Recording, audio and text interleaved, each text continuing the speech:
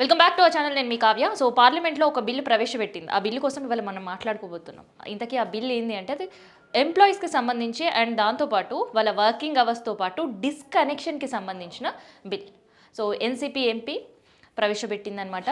So ఆ NCP MP Supriya Sule ఆమె ప్రవేశపెట్టిన బిల్లు ఎందుకు దాన్ని ఇంతగానం ప్రతి ఒక్కరు చర్చించుకోవాల్సిన పరిస్థితి ఎందుకు వచ్చింది అంటే, సుప్రియా సూల్ ప్రవేశపెట్టిన బిల్లు గతంలో ఆమె కొన్ని సర్వే రిపోర్ట్స్ చదివినప్పుడు ఆమెకు అర్థమైంది ఏంటి అంటే, ఏదైతే 8 hours ఆఫ్ డ్యూటీ ఆ తర్వాత కూడా ఎంప్లాయీస్ కంపెనీస్తో కనెక్ట్ అయి ఉండడం, వెదర్ ఈమెయిల్సే కావచ్చు, లేదంటే మెసేజెస్ త్రూవే కావచ్చు, లేదంటే ఫోన్ కాల్స్ త్రూవే కావచ్చు.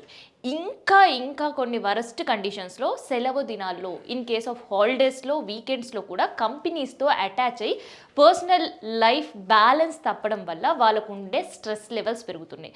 దాదాపు ఇట్లా ఎంప్లాయీస్ పైన సర్వే చేసినప్పుడు 70% ఆఫ్ ఎంప్లాయీస్ ఒత్తిడికి లోన్ అవుతున్నారు అనే సర్వే రిపోర్ట్ జరిగింది.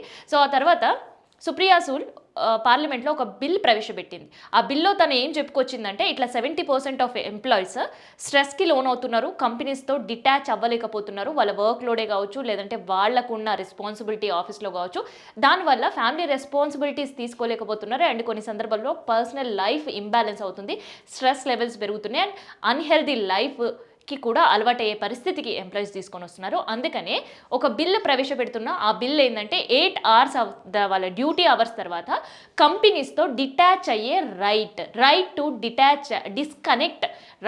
డిస్కనెక్ట్ అనే బిల్ నేను ప్రవేశపెడుతున్నా, దీన్ని ఆమోదించండి అని. సో ఆ రైట్ టు డిస్కనెక్ట్లో తను చెప్తుంది ఏంటంటే, 8 గంటల డ్యూటీ అవర్స్ తర్వాత ప్రైవేట్ ఎంప్లాయీస్ ఎవరైనా సరే వాళ్ళ డ్యూటీ అవర్స్తో పాటు కంపెనీస్తో డిటాచ్ అవ్వడం, వెదర్ కంపెనీ వాళ్ళకు మెయిల్ పెట్టినా, ఫోన్ చేసినా, మెసేజ్ చేసినా, ఇంకేదైనా త్రూ చేసినా కంపెనీ వర్క్కి వీళ్ళు అటాచ్ కాకుండా ఉండేలా జాగ్రత్త తీసుకోవాలి అని.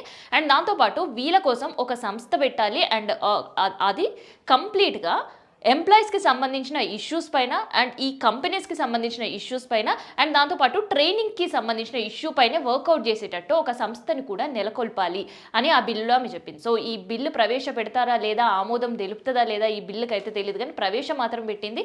సో దీనిపైన ప్రతి ఒక్కరు కూడా చర్చిస్తున్నారు. ఎందుకంటే ఇప్పటికే మనకు తెలుసు ఐటీ ఎంప్లాయీస్కి సంబంధించిన లైఫ్ స్టైల్ పైన ఎన్నో సర్వే రిపోర్ట్లు బయటపడుతున్నాయి. సో షుగర్, డయాబెటీస్ లేనిది చాలామంది ఐటీ ఎంప్లాయీస్ లేరు అనే రిపోర్ట్స్ కొన్ని అయితే, స్ట్రెస్ లెవెల్ భారీగా పెరిగిపోయి వాళ్ళకి ఊబకాయం లాంటి సమస్యలు కూడా, and it leads to heart attacks అని కూడా ఇంకొన్ని సర్వేస్ వచ్చినాయి. సో ఇన్ కేస్ ఈ బిల్లు గనక అమలు అయితే మెయిన్గా ఐటీ సెక్టర్స్ ఉండే ఎంప్లాయీస్కి బెనిఫిట్ అవుతుంది. ఎందుకంటే వర్క్ ఫ్రమ్ హోమ్ ఉన్న, so work from home detach అయిన తర్వాత కూడా వాళ్ళకి ఈ మీటింగ్స్ అని, ఆ మీటింగ్స్ అని, తర్వాత టీమ్ లీడ్స్ నుంచి కాల్స్ అని, ఇవన్నిట్లో కూడా చాలా హెక్టిక్ ఫేస్ చేస్తుంటారు. కాబట్టి సో ఐటీ ఎంప్లాయీస్కి దీనివల్ల చాలా చాలా చాలా రిలీఫ్ ఉండే అవకాశం అయితే ఉంటుంది.